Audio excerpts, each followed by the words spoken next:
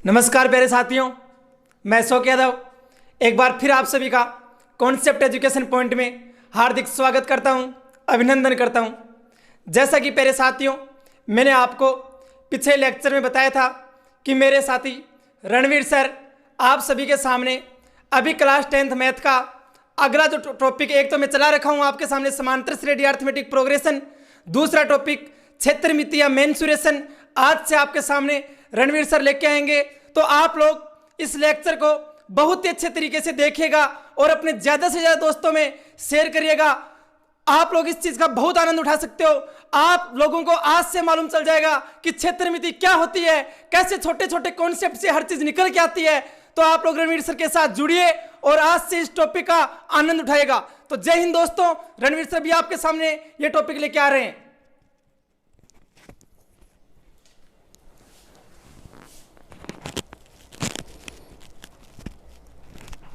Hello everyone, welcome to concept education point. जैसा कि आपको अशोक जी सर ने बताया था कि हम क्षेत्रमिति जो क्लास 10th का एक बहुत ही इम्पोर्टेंट टॉपिक है वो शुरू कर रहे हैं और ये एग्ज़ाम की दृष्टि से बहुत ही इम्पोर्टेंट है और इससे बहुत सारे अच्छे अच्छे से क्वेश्चन बनते हैं और कंपटीशन एग्ज़ाम में भी ये बहुत ही अच्छा टॉपिक है। तो देखो, हम शुरू करते हैं टॉपिक को। पहले देखो, हमारे पास बात है क्षेत्रमिति। देखो, क्षेत्रमिति का अर्थ क्या होता है, मतलब क्षेत्र मतलब क्या होता है, कोई भी क्षेत्र मतलब एरिया, इंग्लिश में आप एरिया भी बोलते हो। मिति मतलब क्या होती है, आकृति। तो कोई भी किसी भी आकृति की यदि हमें उसका क्षेत्र फाइंड करवाए अगला, या क्षेत्र हमें कोई भी आकृति का क्षेत्रफल ज्ञात करना हो। आप देखो, आप यदि एक सामान्य भाषा में हम बात करें तो आपके मान लो कि खेत है, फील्ड है, उस फील्ड के अंदर वो वर्गाकार भी हो सकती है, वो आयताकार भी हो सकती है, कैसी भी आपके मतलब फील्ड हो सकती है घर पे जो खेत हैं आपके। तो उनका जो भी हम उसका जो क्षेत्रफल फाइंड करते हैं वो कैसे हम फाइंड करेंगे, वो कौन सी आकृतियाँ होती हैं जिनका हम क्षेत्रफल ज्ञात कर सकते हैं। यहाँ पे देखो, आपके एक लेसन और चलता है, जो लेसन के फील्ड बुक के अंदर आप फील्ड बुक के अंदर भी इन एरियाओं का क्षेत्र फाइंड कर सकते हो, वो भी इसी के आधार पे निकाल सकते हो आप। अब देखो, मेरी बात सुनो।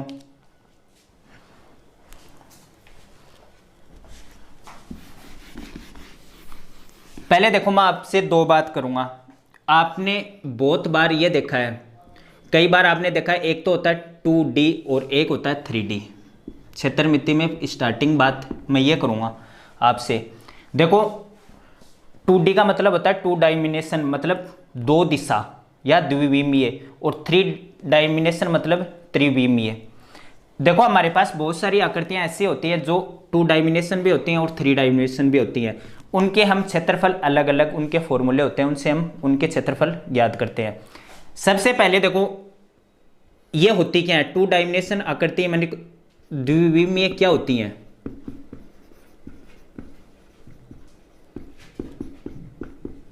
तो देखो, आपके पास जो भी आकृति है, यानी जिन आकृतियों को आप इस बोर्ड के ऊपर या कोई भी समतल के ऊपर जिनको आप दर्शा सकते हो, उन्हें हम द्विविमीय आकृतियां बोलेंगे। जैसे कि आप मेरे को ये बताओ, मेरे पास है मान लो कि वर्ग स्क्वायर है और स्क्वायर को मैं बोर्ड पे दर्शा सकता हूं, मतलब ये स्क्वायर की मान लो कि भुजा है, अक्ष है, तो ये इसकी चारों भुजाएं इस समतल में आ रही है ना।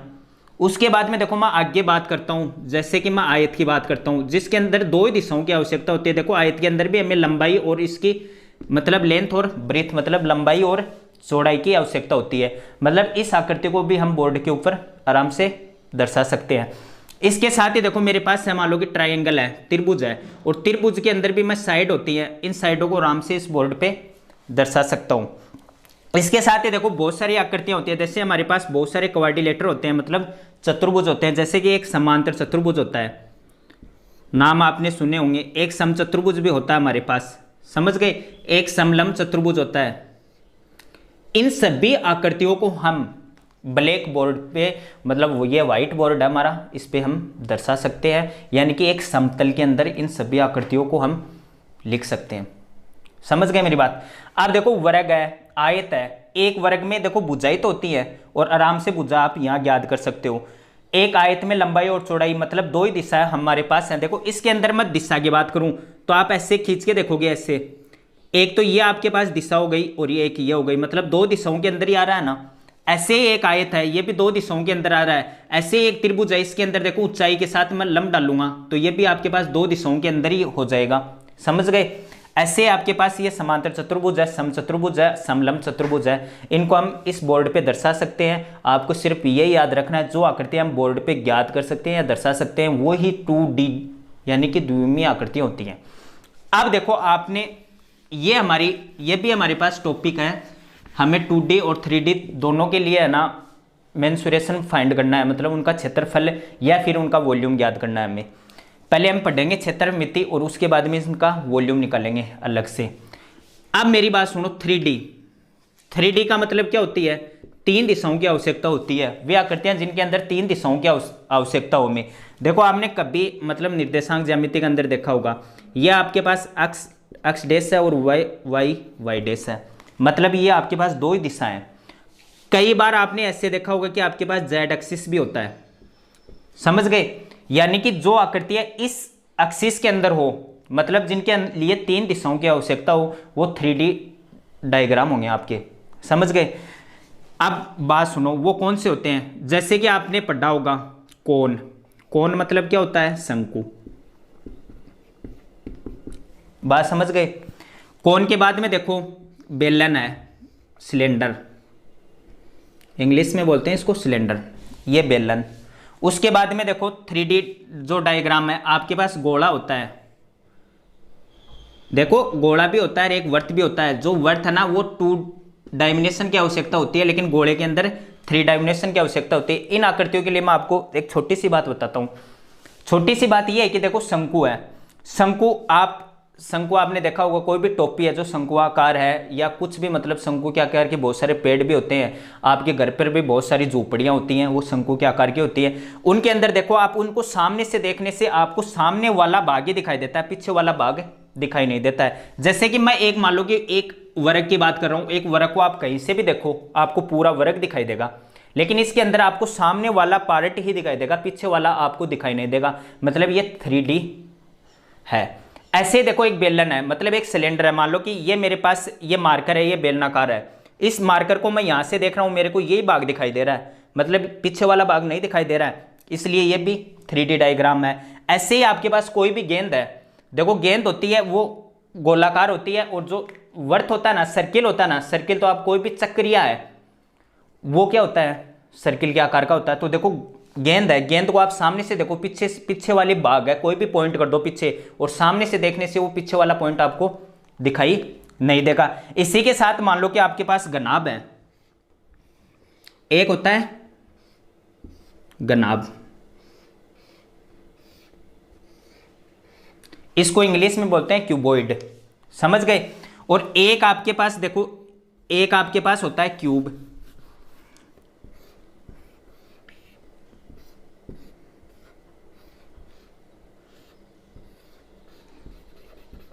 ये क्यूब है, समझ गए। अब देखो इस क्यूब को और क्यूबॉइड, मतलब ये है जो मेरे पास है, ये क्यूबॉइड है मान लो, समझ गए। इसके सामने से आप देख रहे हो ये आपको पीछे वाला भाग नहीं दिखाई दे रहा। ऐसे ही मान लो कि इसके यदि फलक हैं वो वर्गाकार होते तो ये क्यूब हो जाता। मतलब इन दोनों में डिफरेंट यही है कि इनके अंदर जो इसके फलक होंगे ना वो आयताकार होते हैं, और इसके फलक हैं वो वर्गाकार होते हैं। इसमें भी 6 सतह होती है, इसमें भी 6 सतह होती हैं। अब मैं बात करूंगा आपको 2D और इन 3D डायग्राम्स है, इनके आपको एरिया एंड वॉल्यूम फाइंड करना आपको, और यही आपकी क्षेत्रमिति होती है, समझ गए। तो देखो सबसे पहले हम बात करेंगे 2D डायग्राम है, उनके लिए एरिया और वॉल्यूम कैसे फाइंड किया जाता है, क्या चीज होती है उनके अंदर।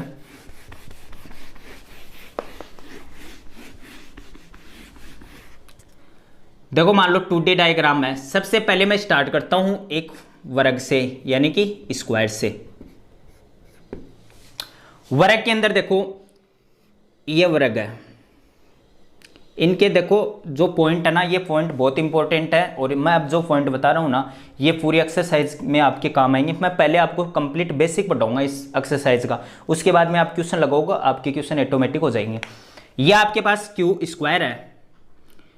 अब देखो स्क्वायर के अंदर क्या होता है, एक स्क्वायर के अंदर उसकी सभी भुजाएं हैं वो क्या होती हैं, समान होती हैं। पहली नंबर बात तो ये है, इसकी देखो प्रॉपर्टी देखो आप, यानी कि सभी भुजाएं क्या होती हैं,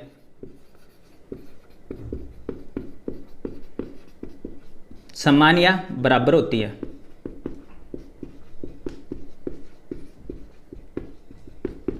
समझ गए मेरी बात।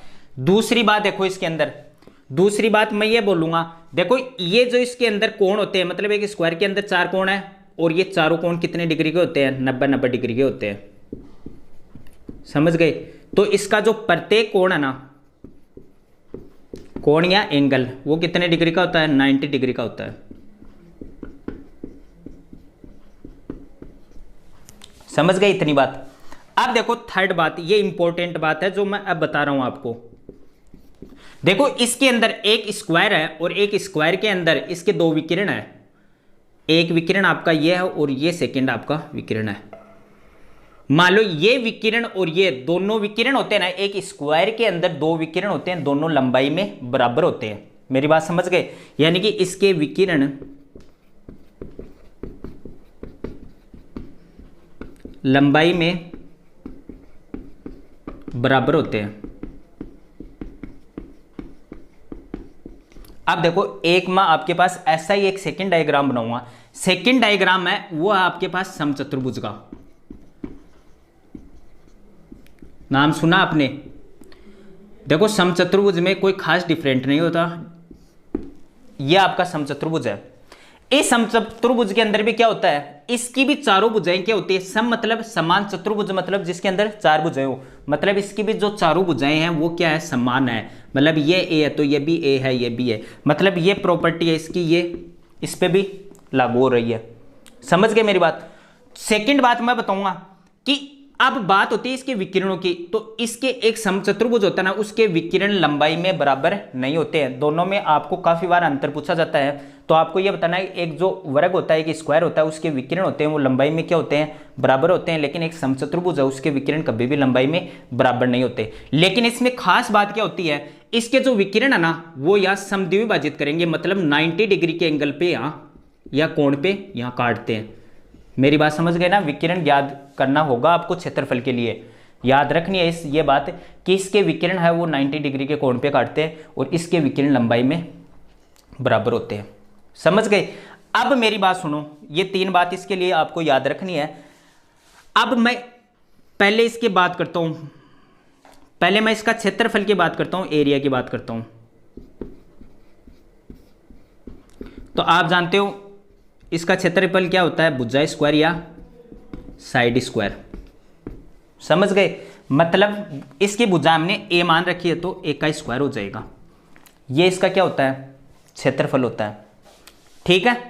सेकंड बात देखो, क्षेत्रफल के बाद में मैं आपसे बात कर रहा हूं वो इसके मैं परिमाप की बात कर रहा हूं।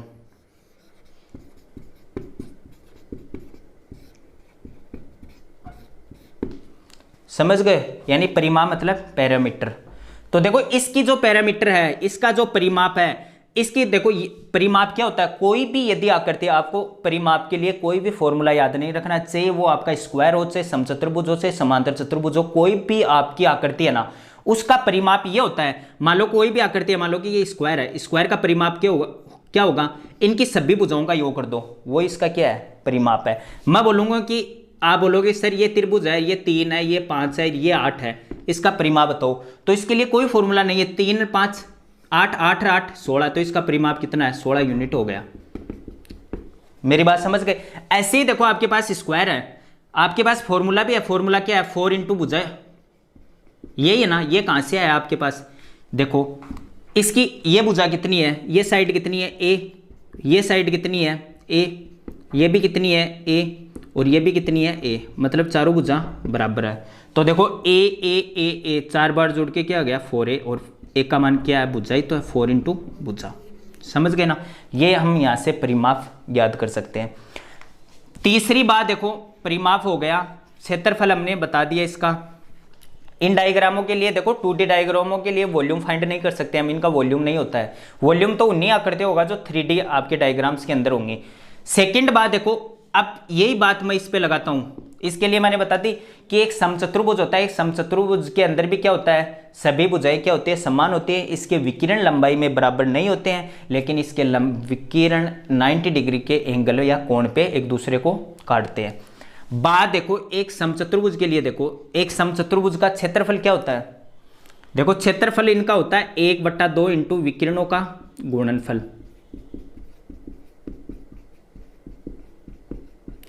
यदि आपको एक समचतुर्भुज के विकिरण दे रखे हैं तो आप 1/2 इंटू विकिरणों का गुणनफल करके उसका क्षेत्रफल ज्ञात कर सकते हो। समझ गए मेरी बात। सेकंड बात मैं आपको यह बताऊं, इसके लिए परिमाप तो यही होगा, ये भी ए है, सभी भुजाओं का योग होता है, तो 4 इंटू भुजा, ये इसके लिए क्या हो गया, परिमाप हो गया। ठीक है, क्षेत्रफल और परिमाप आप इसका भी बता सकते हो और इसका भी बता सकते हो। तीसरा डायग्राम देखो, कोई भी मान लो कि अब मैं तीसरा डायग्राम लेता हूं, मान लो कि आपके पास मैं त्रिभुज ले रहा हूं, समझ गए, मान लो कि ये एक त्रिभुज है ABC। अब त्रिभुज बहुत प्रकार के त्रिभुज होते हैं, मतलब मान लो कि ये आपके पास समबाहु त्रिभुज है। समबाहु त्रिभुज क्या होता है, सम मतलब समान, बाहु मतलब भुजा, और त्रिभुज मतलब जिसके अंदर 3 भुजा हो। अब देखो इसके अंदर क्या है, ये तीनों भुजा क्या होंगी, समान होंगी। दूसरी बात मैं आपके पास करूं, एक होता है आपके पास समकोण त्रिभुज,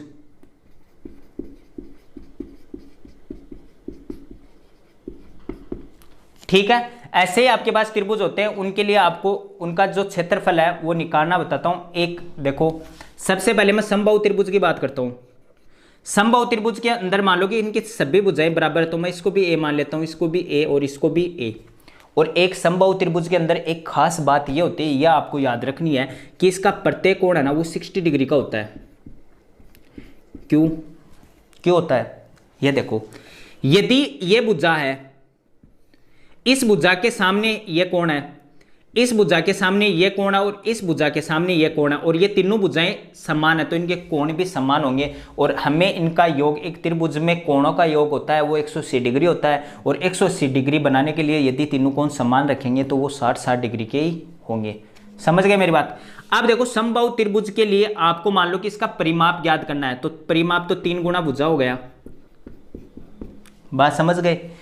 यदि आपको इसका क्षेत्रफल फाइंड करना है, यानी कि एरिया ज्ञात करना है, तो आप इसका एरिया कैसे ज्ञात कर सकते हो। इसका एरिया के लिए फॉर्मूला है √3/4 इंटू भुजा स्क्वायर। ये सभी फॉर्मूले व्युत्पन्न होते हैं, लेकिन हम क्लास 10th के लिए पढ़ रहे हैं, इसलिए हम इनको व्युत्पन्न नहीं कर रहे हैं। यहाँ पे काफ़ी टाइम हमारा खराब होगा, इनको याद ही रखने आपको। ये है आपका √3/4 भुजा स्क्वायर। समझ गए। ऐसे ही मैं एक समकोण त्रिभुज की बात करूं, पहले समकोण त्रिभुज होता क्या है, देखो समकोण त्रिभुज के अंदर एक कोण 90 डिग्री का होता है, ठीक है। बाकी ये कोण कितने का भी हो, ये कितने का भी हो। उसके बाद में सेकंड बात, इसके अंदर हाइट होती है, मतलब एक भुजा होती है वो लंबवत होती है, लंबवत होगी तो ही 90 डिग्री का कोण होगा। ये लंबवत होती है तो इसके अंदर हाइपोटेनियस मतलब कर्ण होता है, और ये इसके अंदर बेस होता है। समझ गए। इसके अंदर देखो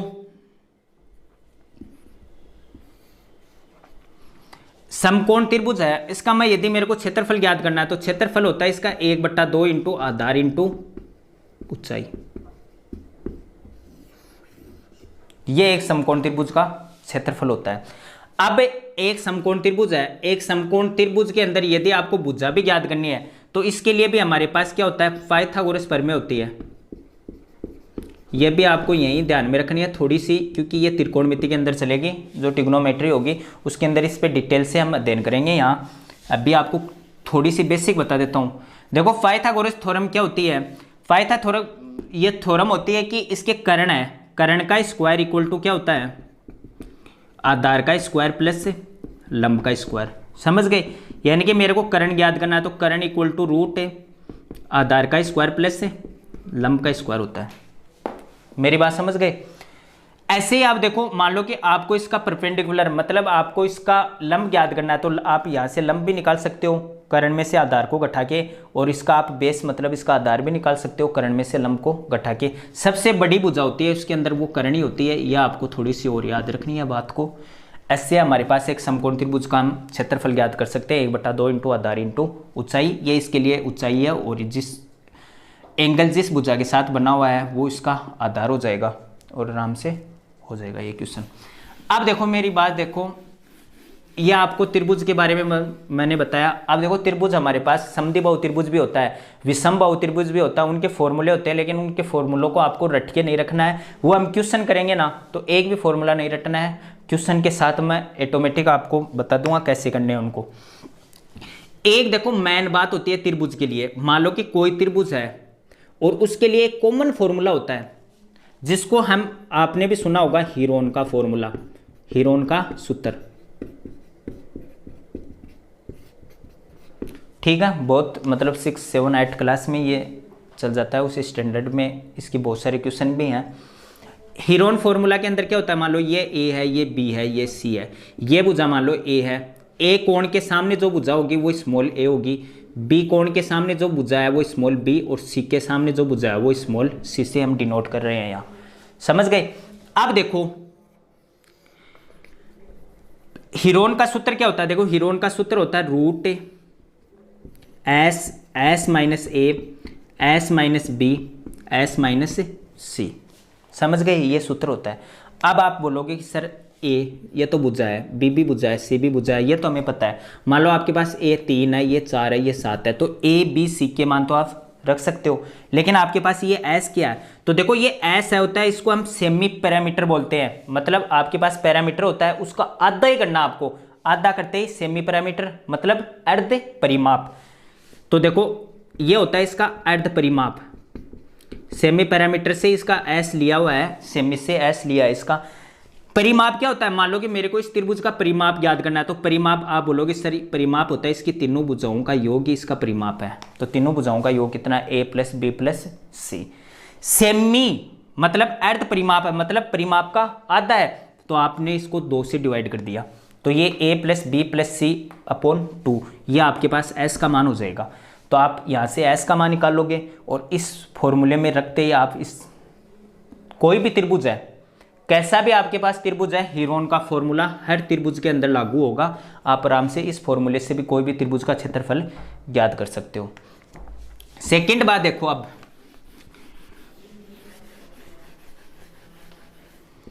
एक देखो आपके पास होता है आयत,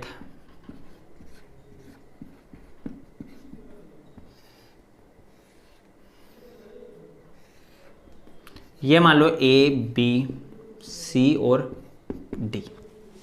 ठीक है, आयत के अंदर क्या होता है, आयत के अंदर जो आमने सामने की भुजाएं होती है ना, आमने सामने की भुजाएं होती हैं वो बराबर होती हैं या समान होती हैं, इक्वल होती हैं।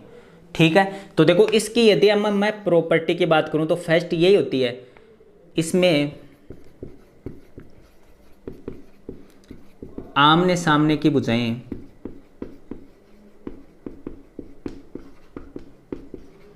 बराबर होती हैं। ठीक है, इसकी सेकंड प्रॉपर्टी है, यही बात है, इसके अंदर भी प्रत्येक कोण कितने डिग्री का होगा, 90 डिग्री का होगा। तो प्रत्येक कोण 90 डिग्री का होता है। बात करता हूं मैं इसके विकिरणों की, तो इसके अंदर 2 विकिरण है और दोनों विकिरण वर्ग की तरह इसमें भी दोनों विकिरण लंबाई में बराबर होते हैं या इक्वल होते हैं। तो देखो इसके विकिरण लंबाई में बराबर होते हैं। ठीक है, अब देखो इसमें आमने सामने की भुजाएं क्या होती हैं, बराबर होती हैं। प्रत्येक कोण 90 डिग्री का होता है, इसके विकिरण है वो लंबाई में क्या होते हैं, बराबर होते हैं। सेकंड, अब मैं आपको ऐसा ही एक डायग्राम है जिसका आपने नाम सुना होगा, समांतर चतुर्भुज।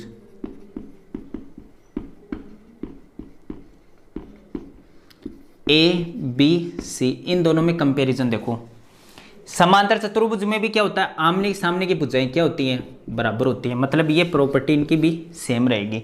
बात है इसके विकिरणों को आपको याद रखने, इसके विकिरण लंबाई में बराबर नहीं होते हैं और जो विकिरण है वो 90 डिग्री के कोण पे एक दूसरे को यहाँ काटते हैं। मतलब एक समचतुर्भुज की जो प्रॉपर्टी देखी थी उसी के अनुसार इसके विकिरण भी लंबाई में बराबर नहीं होते हैं और इसके विकिरण है वो एक दूसरे को 90 डिग्री के कोण पे काटते हैं। अब मैं देखो बात करता हूँ आयत के अंदर, पहली बात तो करता हूं मैं आयत का परिमाप। परिमाप मैंने बताया था, मान लो ये भुजा ए है, ये बी है, तो ये ए है तो ये भी ए होगी, और ये बी है तो ये भी बी होगी, क्योंकि इसके आमने सामने की भुजाएं क्या होती हैं, इक्वल होती हैं। तो देखो आयत का परिमाप मेरे को ज्ञात करना है, तो मैंने कहा कि इनकी सभी भुजाओं का आप जोड़ दो, a plus b plus a plus b, मतलब ए बी जोड़ दिया मैंने। इसके बाद में देखो ए कितना हो गया, 2a प्लस से 2b, 2 मैं यहां से कॉमन निकाल सकता हूं तो 2a प्लस से b।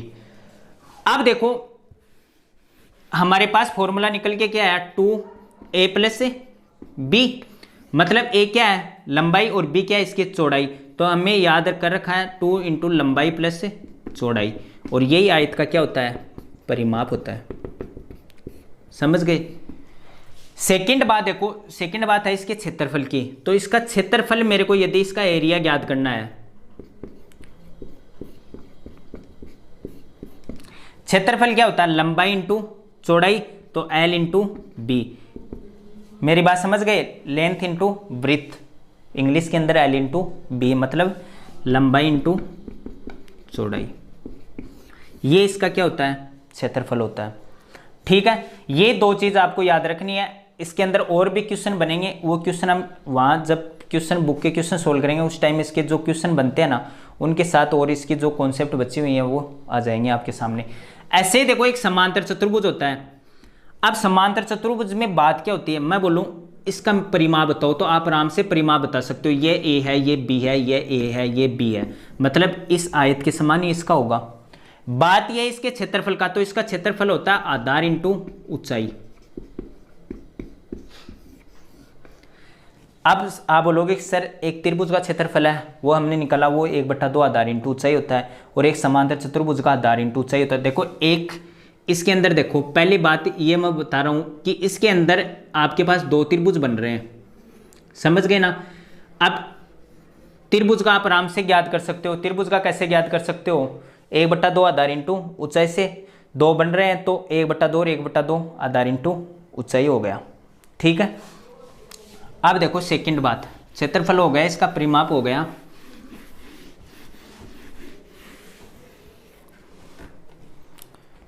सेकंड हमारे पास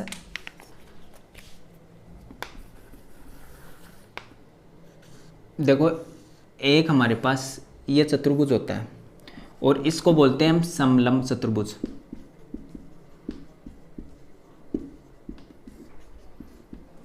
नाम कैसे पड़ा, समलंब।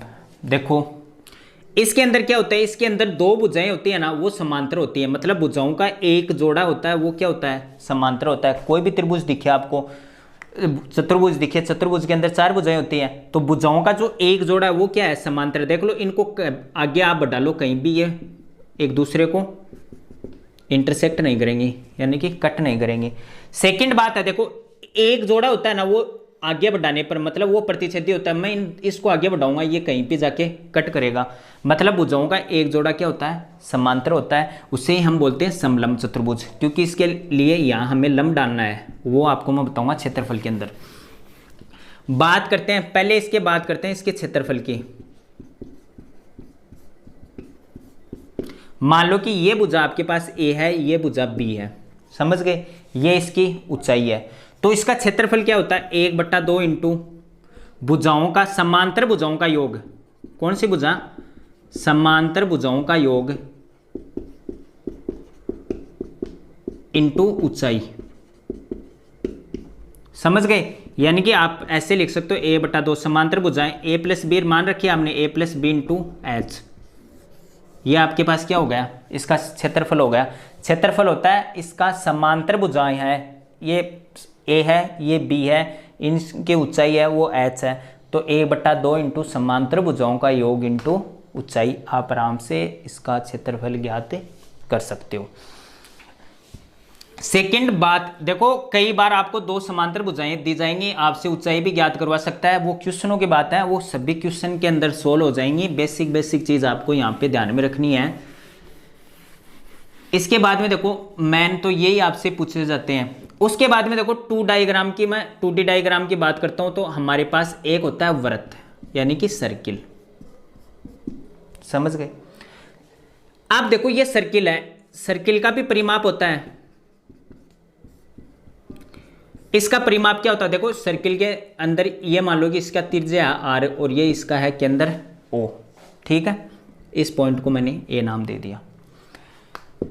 अब कई बार देखो एक छोटी सी प्रमेय है जो आपको यहीं पे याद रखनी है कि एक जो सर्किल होता है ना, एक सर्किल उसके अंदर मान लो कि ये मैं कोई लाइन बना दी, ये मैंने बना दी, ये बना दी, ये बना दी, ऐसे बना दी, ठीक है।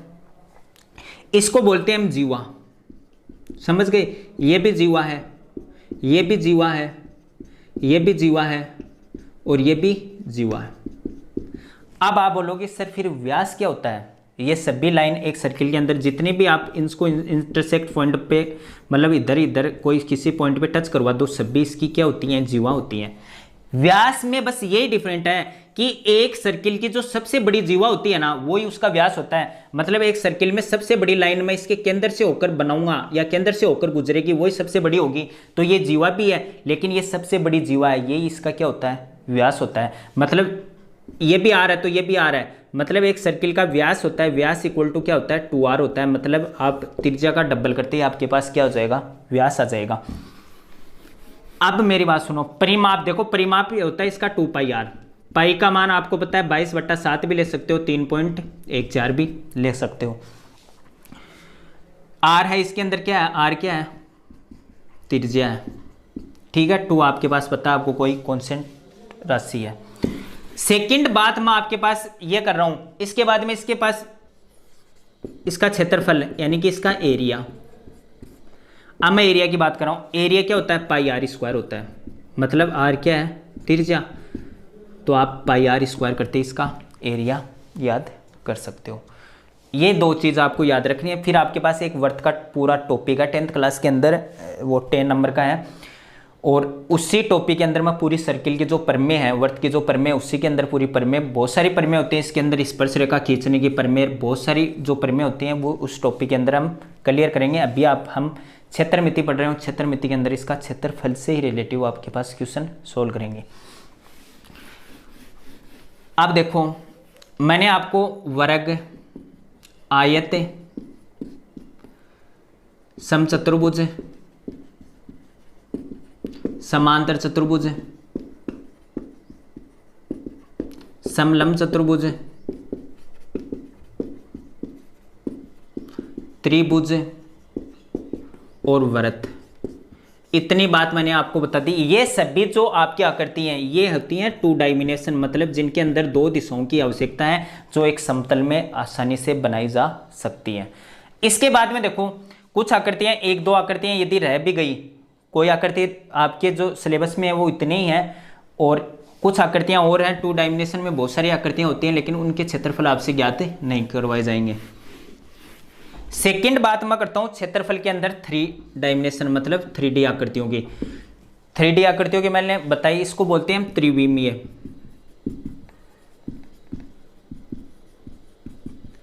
मतलब 3 दिशाओं की आवश्यकता होती है इसके अंदर। अब देखो पहले मैं बात करता हूं, आपके पास इनको आपको बहुत याद रखना है, क्योंकि ये ही यहीं से क्वेश्चन आते हैं, 3D डायग्राम से ही आपके बहुत सारे क्वेश्चन बनेंगे। तो देखो फर्स्ट बात मैं आपके पास करता हूँ, 3 डायग्राम में कौन सी आकृति की बात करता हूँ। मान लो कि मैं आपके पास ये तो ले लिया शंकु, और इधर ही ले लिया बेलन यानी कि सिलेंडर ले लिया, ठीक है। अब दोनों में देखो, साथ साथ देखते रहना दोनों को। इस शंकु के अंदर क्या होती है, ये मान लो इसका आधार है, और आधार की ये मान लो कि त्रिज्या है r। इस बेलन के अंदर भी मान लो कि देखो, इनके जो शंकु में भी नीचे वाला भाग वर्ताकारी तो होता है, और आप एक बेलन, आप बेलन को देखोगे तो वो बेलन नहीं आप घर वाला खाना बनाते हो, बेलन आप कोई भी पाइप है उस पाइप को लो, जो आपके घर पे पाइप है, उस पाइप के देखो दोनों छोर पे देखो सर्किल वर्ताकारी होते हैं ना, और वर्त है तो इसकी त्रिज्या होगी, तो मान लो ये त्रिज्या इसकी r1 और ये त्रिज्या मान लो r2।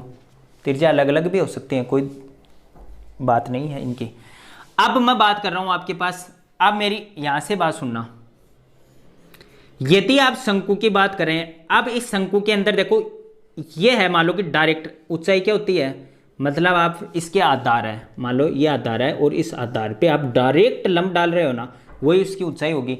मान लो कि कोई भी, मैं ये बात करूं कि आपको किसी भी मकान है उसकी, यदि किसी कमरे की आपको ऊंचाई याद करनी है तो आप उसके बीचों बीच से डायरेक्ट लंब डाल दो छत तक, वो उसकी ऊंचाई है। न कि आप किसी कोने से दूसरे कोने तक कोई भी भुजा या लाइन बना रहे हो, आप उसको ऊंचाई नहीं बोल सकते। ऊंचाई आपकी डायरेक्ट होती है, लंबवत होती है एकदम। तो ये इसकी ऊंचाई हो गई। तो फिर ये क्या है, ये है इसकी एल, और इसको बोलते हैं तिर्यक ऊंचाई, क्योंकि ये तिरछी ऊंचाई है इसकी। तो ये हो गई एल, तिर्यक ऊंचाई। ठीक है, बात करता हूं मैं शंकु का क्षेत्रफल। क्षेत्रफल क्या होता है, पाई आर एल, जहां आर है त्रिज्या और एल है इसकी तिर्यक ऊंचाई। ठीक है दोस्तों, अब मेरी बात सुनो, जरूरी नहीं है कि आपको अगला जो एग्जामिनर है वो आपको त्रिज्या और इसकी तिर्यक ऊंचाई ये दोनों चीज देगा, कोई जरूरी नहीं है। आपको इसकी त्रिज्या के साथ ही शंकु की ऊंचाई भी दे सकता है। मेरी बात समझ गए, शंकु की त्रिज्या के साथ आपको ऊंचाई भी दे सकता है, आपको ऊंचाई और इसकी तिर्यक ऊंचाई भी दे सकता है, और फिर भी आपसे क्षेत्रफल याद करवा सकता है अगला। तो आपको यहां यह बात याद रखनी है, देखो मेन बात यह है इसकी, क्षेत्रफल का आपको पता चल गया, क्षेत्रफल होता है शंकु का पाई आर एल। ठीक है, आर इसकी त्रिज्या है, एल इसकी तिर्यक ऊंचाई है, एच इसके अंदर क्या है, इसकी ऊंचाई है, हाइट। समझ गए। अब मेरी बात सुनो, मैंने आपको यह बताया कि ये इसकी ऊंचाई है, तो इस पे लंबवत है, लंबवत है, तो ये यहाँ कितने डिग्री का कोण बना रही है, 90 डिग्री का। 90 डिग्री का कोण बना रही है, तो मेरे को ये बताओ कि ये एक समकोण त्रिभुज हुआ कि नहीं हुआ। और यदि एक समकोण त्रिभुज है तो इसके अंदर लंब भी होगा, परपेंडिकुलर भी होगा, इसका बेस मतलब इसका आधार भी होगा, और इसके लिए हाइपोटेनियस मतलब इसका कर्ण भी होगा। और यदि ये चीज इसके अंदर समकोण त्रिभुज है तो ये पाइथागोरस प्रमेय का पालन भी करेगा। अब मेरी बात सुनो, यदि आपको ऊंचाई दे रखी है और आपको मान लो कि अगले ने, फिर आपसे यदि अगले ने क्षेत्रफल फाइंड करवा लिया या ज्ञात करवा लिया, तो आप कैसे ज्ञात करोगे। पाइथागोरस प्रमेय आपको यही कहती है कि किसी भी समकोण त्रिभुज की यदि आपको दो भुजाएं दी गई है, आप उसकी तीसरी भुजा ज्ञात कर सकते हो। ये समकोण त्रिभुज बन गया, तो ये इसकी तीनों भुजा हो गई। अब मान लो कि ये भुजा दी गई है, तो ये आप आराम से तिर्यक ऊंचाई निकाल सकते हो, क्योंकि ये कर्ण हो गया, और कर्ण का स्क्वायर बराबर क्या होता है, लंब का स्क्वायर प्लस आधार का स्क्वायर। तो एल इक्वल टू क्या होगा, root h square plus r square. यहां से आप तिर्यक ऊंचाई ज्ञात कर सकते हो। और यदि आपके पास ये दे रखी है तो आप एच, यदि हाइट ज्ञात करनी है आपको, मान लो इसकी हाइट ज्ञात करनी है एच, तो एच कैसे ज्ञात कर सकते हो, इसकी हाइट ये, तो ये आप इस कर्ण में से किसको घटा दोगे, बेस को, मतलब इससे आर स्क्वायर को, तो l square minus r square. समझ गए। यह आपको शंकु के लिए क्षेत्रफल ज्ञात करने का फॉर्मूला है। सेकंड बात देखो, अब मान लो कि ये 3D, मैंने बताया था कि ये 3D आकृति है, तो 3D आकृति है तो इसका आयतन भी होगा, मतलब वॉल्यूम भी होगा।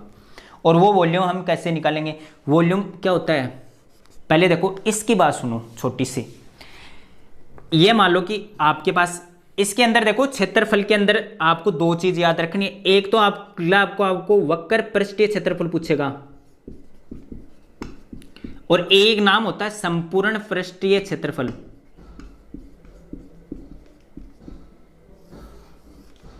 यानी कि वक्र पृष्ठीय क्षेत्रफल मतलब सरफेस एरिया पूछ सकता है, या फिर टोटल सरफेस एरिया पूछ सकता है। सरफेस एरिया के अंदर तो देखो, सरफेस एरिया के अंदर कभी भी ये वर्ताकार भाग है, ये काउंट में नहीं होता है। मतलब ये तो हमने जो मैं फॉर्मूला बताया मैंने आपको, पाई आर एल, ये आप इसका वक्र पृष्ठीय क्षेत्रफल ही है, यानी इसका सरफेस एरिया है।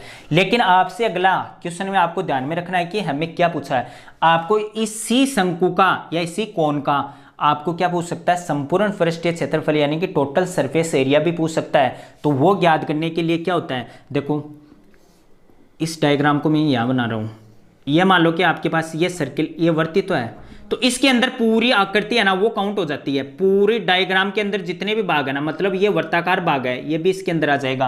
तो इतने का तो मैंने बता दिया आपको, इतने का क्या होता है, वक्र पृष्ठीय क्षेत्रफल क्या होता है, पाई आर एल होता है। प्लस आपके पास इस वर्त का भी आपको क्षेत्रफल ऐड करना है, वो वर्त का क्षेत्रफल क्या होता है, पाई आर स्क्वायर। समझ गए। मैं यहां से देखो पाई आर कॉमन निकाल सकता हूं, तो पाई आर कॉमन निकाल लिया तो एल प्लस आर, तो हम ऐसे इसका संपूर्ण पृष्ठीय क्षेत्रफल बता सकते हैं। ठीक है, टोटल सरफेस एरिया। अब देखो इसी के साथ मैं इस वर्त की बात, इस सिलेंडर की बात करता हूं, बेलन की। बेलन के अंदर देखो, बेलन के अंदर ये भी एच है और ये भी हाइट है, बेलन की हाइट ही है ना, ये इसकी त्रिज्या है। मेरी बात समझ गए। मैं त्रिज्या मान लो आर मान रखी है मैंने। अब देखो मेरे पास यदि इसका क्षेत्रफल पूछे, अगला क्षेत्रफल या वक्र पृष्ठीय क्षेत्रफल,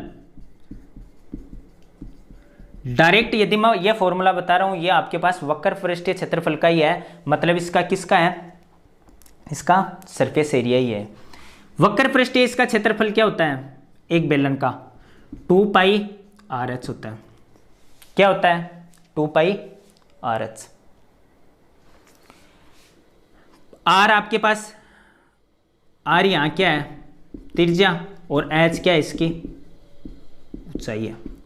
तो ये आप आराम से क्षेत्रफल बता सकते हो, 2 पाई आर, यहाँ त्रिज्या का मान बताएगा अगला आपको, यहाँ से आपको ऊंचाई रखनी है इसके अंदर। सेकंड बात देखो, सेकंड बात, मैं जब इसकी बात करूं, मैं बोलूं इसका टोटल सरफेस एरिया बताओ, यानी कि टोटल जो आपका वक्र पृष्ठीय क्षेत्रफल है, यदि वो अगला हमें पूछे, यानी कि टोटल मतलब संपूर्ण वक्र पृष्ठीय क्षेत्रफल, तो आपको पता है इसका वक्र पृष्ठीय क्षेत्रफल क्या होता है, 2 पाई आर एच। अब मैंने आपको बताया कि इसके अंदर ये वर्त है, ये भी जुड़ेगा और ये भी वर्त है, तो ये दोनों भाग देखो, इसके अंदर ऐसे ही तो है ये डायग्राम, और इसके अंदर दो ऊपर भी वर्ताकार भाग है और नीचे भी क्या है, सर्किल है, तो इन दोनों का एरिया भी इसके अंदर ऐड होगा। तो आपके पास देखो ये 2 पाई आर एच है, इसका कितना होता है, पाई आर स्क्वायर, तो पाई आर स्क्वायर प्लस इसका भी कितना होता है, पाई आर स्क्वायर, तो ये कितना होगा, 2 pi R H plus pi R square, 2 pi R square. समझ गए। यहां से देखो आप कॉमन निकाल सकते हो किसको, 2 पाई आर को, तो क्या होगा, एच प्लस आर। तो ये इसका क्या होता है, संपूर्ण पृष्ठीय क्षेत्रफल होता है। ऐसे ही अब देखो मैं वॉल्यूम की बात कर रहा था, किसके लिए, एक शंकु और बेलन दोनों का एक साथ आपको याद रखना है। एक शंकु है, मान लो ये आपका शंकु है और ये बेलन है। बेलन के अंदर देखो, यदि आपके सिलेंडर के अंदर, सिलेंडर का यदि वॉल्यूम या आयतन यदि अगला आपसे ज्ञात करवाए, तो वो होता है पाई आर स्क्वायर एच। कंडीशन मैंने बताई थी, एच इसका क्या है, ऊंचाई है, आर इसकी क्या है, त्रिज्या है, तो पाई आर स्क्वायर एच। बात करनी है आपको, देखो इस शंकु का आपको रटना नहीं है, शंकु का जो आपका एरिया, वो वॉल्यूम है, वो इसके वॉल्यूम का 1/3 ही होता है, मतलब आप इसका आराम से बता सकते हो 1/3 पाई आर स्क्वायर एच। यदि आपको सिलेंडर का याद है पाई आर स्क्वायर एच, तो एक शंकु का जो वॉल्यूम है या आयतन है वो 1/3 पाई आर स्क्वायर एच होता है, इसका 1/3 होता है। समझ गए। अब मेरी बात सुनो, ये दोनों के लिए हम आयतन बता सकते हैं। छोटी सी बात मैं एक आपको ये बताऊंगा कि आप ये मेरे को बताओ कि एक शंकु, मान लो कि कोई भी आकृति है, दो चीज हम यूज कर रहे हैं, एक तो क्षेत्रफल मतलब एरिया, और दूसरी इसका बोल रहे हैं आयतन। ये दोनों आकृतियों में अंतर क्या है, कैसे आपको बता सकते हो कि ये इसका क्षेत्रफल है, ये आयतन है। देखो पहले मेरी बात सुनो, मैं आपको, मान लो कि आपके पास क्वेश्चन ऐसे नहीं आएंगे कि इसका क्षेत्रफल याद करो या इसका आयतन याद करो। मैं दो चीज आपको बता रहा हूं। मान लो कि ये मेरे पास, मान लो कि वो है, वो बता देना,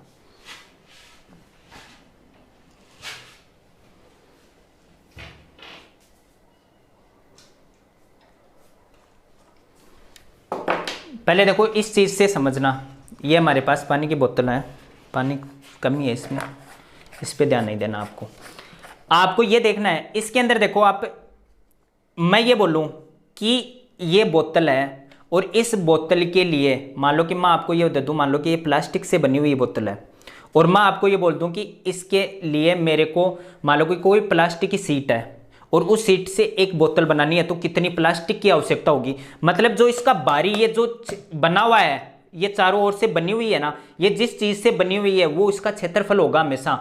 मतलब उसको क्या बोलेंगे हम, क्षेत्रफल बोलेंगे। इस चीज को याद रखना है, क्योंकि क्वेश्चन ऐसे आएंगे कि मान लो कि कोई भी एक आपके पास बर्तन है, उस बर्तन में कितने लीटर दूध आ सकता है, तो आप कैसे ज्ञात करो कि हमें इसमें के अंदर क्षेत्रफल ज्ञात करना है या आयतन ज्ञात करना है या एरिया ज्ञात करना है या वॉल्यूम ज्ञात करना है। तो आप ये बताओ, आपको मान लो कि ये पूछ ले कि मान लो कि कोई भी बाल्टी है, उसके अंदर मान लो कि ये पूछे कि एक बाल्टी है, उसकी ऊंचाई इतनी है और उसका मान लो कि कुछ भी आपको दे दे, वो बाल्टी बेलनाकार बाल्टी है, तो उसके अंदर कितनी धातु लगी, मान लो कि वो पित्तल की बनी हुई है, तो उसके अंदर कितनी पित्तल लगी, तो आप आराम से उसका क्षेत्रफल ज्ञात करके उसको बता सकते हो इसके अंदर इतनी धातु का उपयोग हुआ है।